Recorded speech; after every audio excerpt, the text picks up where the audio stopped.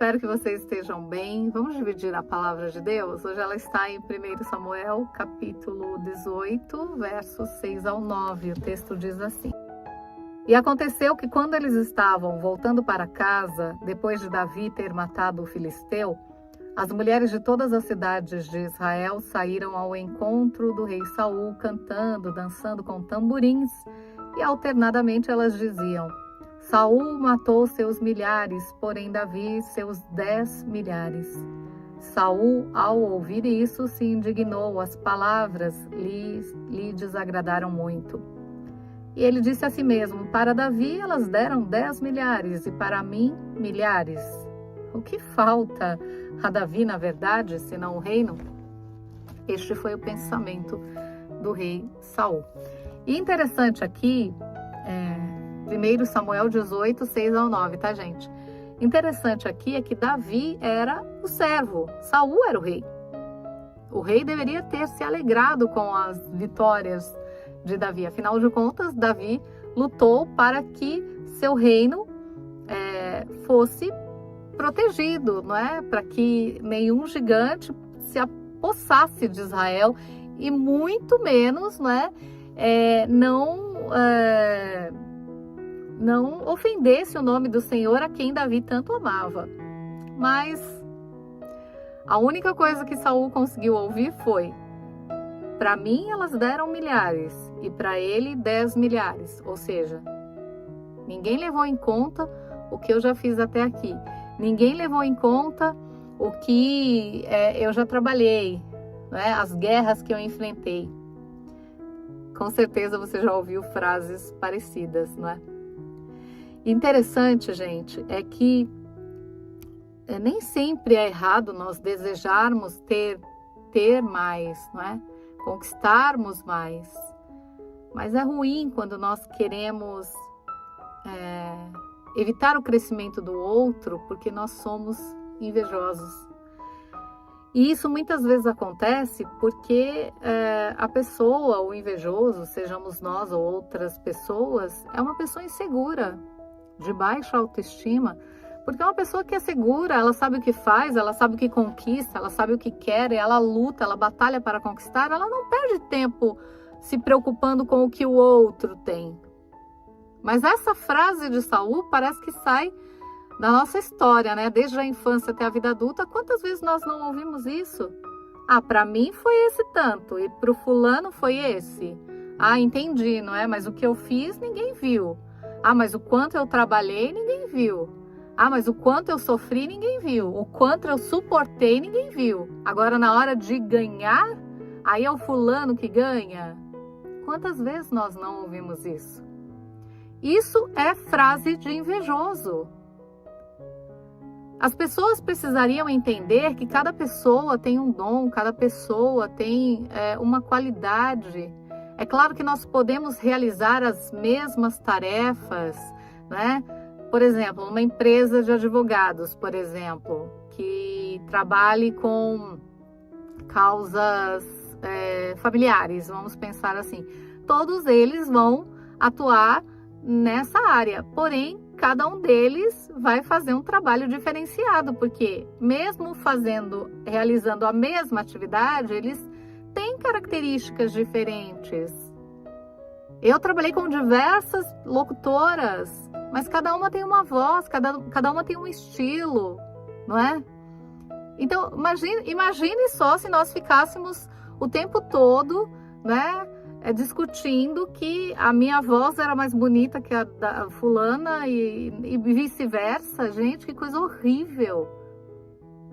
Então, a gente precisa aprender com a palavra de Deus que a inveja é um sentimento muito negativo. Eu não sei se é pior você ser vítima do invejoso ou ser o invejoso. Porque quando você é vítima do invejoso, você tem que viver enclausurado. Se o invejoso é o seu chefe, então, vixe, aí que a coisa fica feia mesmo, né? Porque você não pode dar uma opinião sobre o trabalho, dar uma sugestão, principalmente se a sugestão trouxer resultado, né? Você já se torna a vítima da inveja. E muitas vezes, como aconteceu com Davi aqui, que eu deixei para ler o verso 9 exatamente por isso. Daquele dia em diante, Saul não via mais Davi com bons olhos. Quantas vezes você não manifestou uma qualidade ou tentou sugerir uma melhora no seu ambiente de trabalho, ou em casa, ou entre a família, sei lá, e você foi visto como alguém ruim? Por quê? Porque o invejoso, o espaço é só dele. Ninguém tem o direito de opinar, de aparecer, ninguém. E muitas vezes a pessoa, ela toma uma atitude para tentar ajudar. Ela não busca tomar o lugar do outro, ocupar a cadeira. Ela não busca ser o mais querido da família. Não, ela só quer ajudar. Quem conhece a intenção no coração do homem, gente, é só Deus. Se a pessoa está te dando uma sugestão para melhorar algo na sua vida, ela faz isso com maldade? É claro que não. Maldade seria ela ficar quieta mesmo sabendo que existe uma possibilidade de mudança ou de melhora. Mas se a pessoa se manifesta, se expõe, é porque ela tenta ajudar. E aí ela se torna a vítima da inveja, porque o invejoso é incapaz, muitas vezes tem baixa autoestima, não tem condição de evoluir, não cresce se não for empurrado por alguém e acaba com a vida da outra pessoa por causa da inveja. Então, nós temos que orar a Deus e pedir que Ele nos livre do invejoso, porque não existe coisa pior na vida de alguém do que ser vítima de uma pessoa invejosa. E às vezes essa pessoa invejosa, ela pode estar mais próxima do que você imagina. Pode ser seu companheiro, companheira. Fátima, mas o meu companheiro sentir inveja de mim? Pode. Pode ser alguém da sua família, pode ser alguém do seu trabalho, da faculdade. Eu me lembro que em uma época da faculdade, eu sempre fui muito conhecida pela voz, né? E eu lembro de não poder ter ido à aula por uma questão particular. E no dia seguinte, o professor, que era professor de rádio quando eu estudava, ele disse: Fátima, você fez diferença aqui, viu? Fez diferença aqui. Faltou você, então, puxa vida, a sua voz é tão bonita. Eu até falei para sua colega, ele falou o nome da colega, né? Aí eu olhei para ela e falei: nossa, por que você não me falou? Ela falou assim: nem tudo você precisa saber.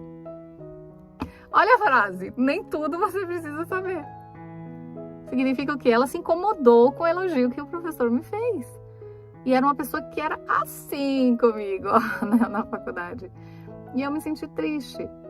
Porque é tão legal, né? Quando você recebe um elogio. E eu gosto de elogiar as pessoas, né? Porque eu acho que a gente já ouve tantas coisas ruins durante o nosso dia. A gente normalmente recebe tantas informações negativas que trazem mal-estar, não é? Muitas vezes nós nos sentimos cansados, desanimados. Nem sempre a vida é fácil. Aliás, nunca é fácil. Conquistar o que queremos leva tempo e leva esforço. Às vezes você quer estar no lugar do outro, mas não sabe como ele chegou até lá. Não é como no TikTok, que em um vídeo a pessoa tem uma imagem, ela muda a faixa e aparece de outra forma. Não acontece numa fração de segundos. Então, quem não consegue entender trajetórias, quem não consegue compreender o que é se esforçar para conquistar algo, ele vai passar a vida sentado no sofá invejando o outro, porque ele não tem força de vontade, ele não tem ânimo para fazer as coisas, ele espera que tudo caia em seu colo e ainda se irrita quando o outro conquista. E pode perceber, perceba isso, o invejoso normalmente é um fracassado. Às vezes ele até ocupa um lugar de destaque, mas ele, mesmo no lugar de destaque, ele não consegue desenvolver bem suas tarefas como fazia o rei Saul. Ele foi posto num lugar de destaque. Às vezes Deus permite que ele ocupe um lugar de destaque, mas com o passar dos dias, dos meses, dos anos, alguém acaba notando que aquela pessoa não deveria estar ali. porque ela não tem capacidade. E se ela não consegue enxergar com olhos físicos e nem com os olhos do coração, se ela não consegue ver na atitude do outro nada de bom, se os olhos só enxergam trevas, gente, a gente tem que se afastar de gente assim. É duro dizer isso, nós temos que nos afastarmos e temos que orarmos, porque a inveja atormenta. A inveja atormenta. E quantas campanhas nós não vemos, né, para vencermos a inveja com jejum e oração, porque é um indivíduo realmente atormentado, o invejoso, e não prospera. Aliás, a Bíblia diz isso, né? Aquele que esconde as suas transgressões nunca prosperará. Por quê? Porque Deus conhece a intenção do nosso coração. Porque muitas vezes o invejoso, ele faz as coisas de maneira explícita. Ele age, ele traz frases como esta do rei Saul, que deixam claro, né, que a inveja está, né, transbordando. Mas muitas vezes o invejoso, ele age às ocultas. Ele pratica a maldade, ele cria situações para prejudicar o outro, sem que ninguém saiba, para que ele não pareça a pessoa má. E esse é o pior. Então a inveja, gente, não nos leva a lugar algum. A inveja é algo que nos traz tristeza, que nos desestabiliza. Então, o importante é sempre estarmos atentos. Quando percebermos a situação de inveja, podemos até tentar conversar com a pessoa, né?